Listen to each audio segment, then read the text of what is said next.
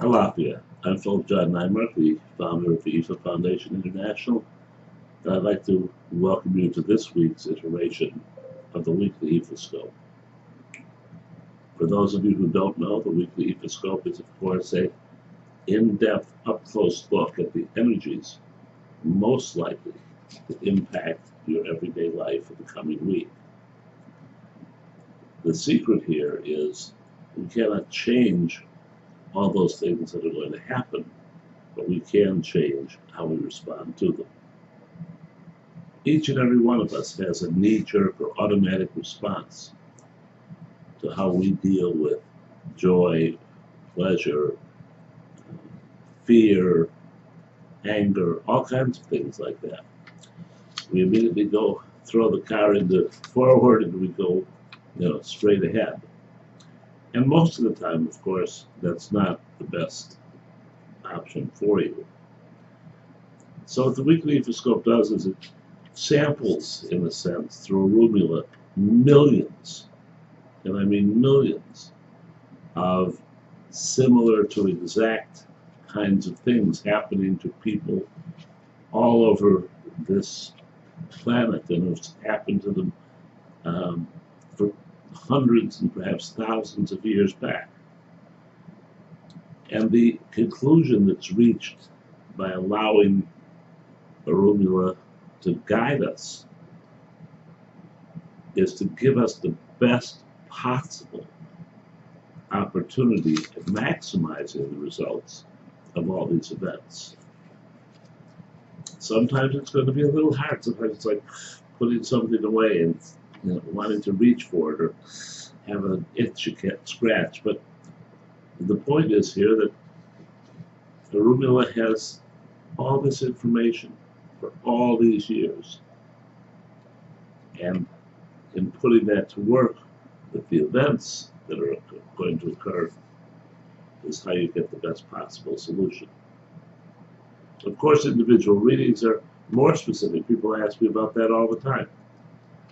Individual readings will hone in on the possible specific events that are going to take place, along with the specific areas that you need to deal with.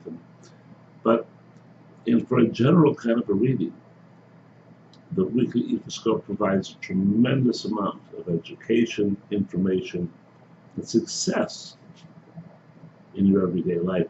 Speaking of success, I want to take a moment and just reiterate something. I began this year by saying that things were going to get a lot better. Indeed, they have. I also began this year by saying it was imperative that we not fall prey or fall into the habit of thinking things are going back to the way they were. If only we could, if only we, whatever. Excuse me. The things, we would be able to handle all these things, once again.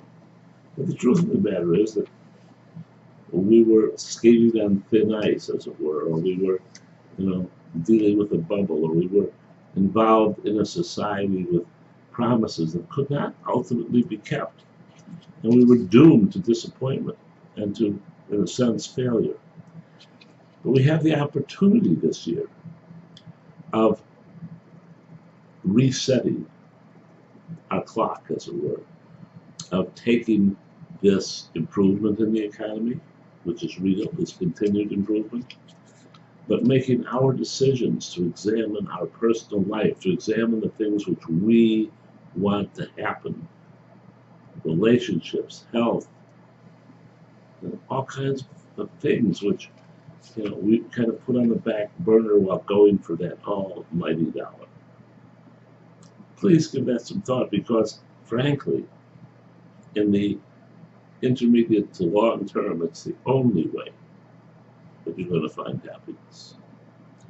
Meantime, this week, the universe is saying to us that on the temporal everyday side, we're going to be faced with endless opportunities. The secret here is to choose the opportunities most effective for our long-term benefit. And on the emotional, spiritual side, we're going to be presented with similarity of events from the past. Sometimes they're going to be exactly the same kind of events, But more often than not, they're going to be just similar in nature. And this time around, the universe strongly advises that you handle them differently than you did in the past. Again, that's going to be hard. But in doing that, you kind of erase those areas of the past you couldn't deal with, or you didn't deal with, or you made the wrong choices, or whatever. And you get off to a fresh start. Unfortunately, the energy comes like this, not like this. It's suggesting that one, we're not making the most intelligent choices, or will not make the most intelligent choices in our everyday life. And two, that fixed attitude, that ability to get our work done, is going to be very difficult for us. We're going to be distracted by friends or family or whatever. We're going to find ways to say, oh, I don't have to do that at this moment in time. But we do need to handle those events differently. And the likely result of all this is going to be victory over difficulties. Now, victory over difficulties is a very precise kind of a thing. Whether you're on path or you're off path initially, it doesn't make a great deal of difference, because I refer to it always as the good news, the bad news, oh no. Good news is you're going to overcome the difficulties, and indeed once we do the abode, push the setting back to here, that's the case. But the bad news is there are difficulties going on. There are things to overcome. There are blockages or whatever in our road. So we have to deal with those if we want to go forward. The best energy for doing this is keeping our calm in our temporal side, listening to what other people have to say, listen to their fears, their hopes, their aspirations. And after they're done expressing those, then we can put in play those things that are important to us. And on the emotional, spiritual side, it is getting the work done, doing that work which will turn this into this. The Ibo for the week